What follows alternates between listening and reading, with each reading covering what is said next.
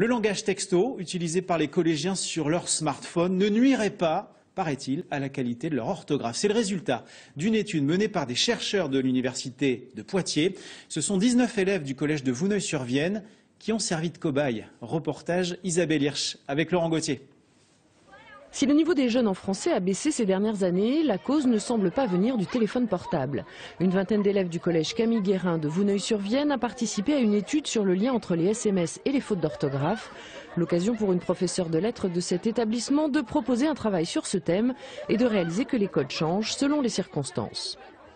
Ça dépend du destinataire, c'est-à-dire que s'ils s'adressent par texto à leurs parents ou à leurs grands-parents, ils vont faire attention à l'orthographe, ils vont soigner l'orthographe. Par contre, peut-être dans une volonté d'intégration, quand ils s'adressent à des jeunes de leur âge, ils vont utiliser des abréviations, ils vont faire des fautes parce que ça fait plus jeune, ça fait plus tendance.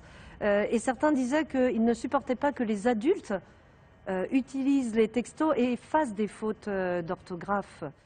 Cette étude, déjà réalisée en langue anglaise et finlandaise, donne les mêmes conclusions. La pratique n'a semble-t-il aucune influence sur le niveau en orthographe.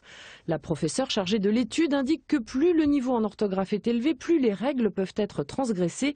Et elle évoque même la création d'un nouveau code, illustré par l'exemple suivant.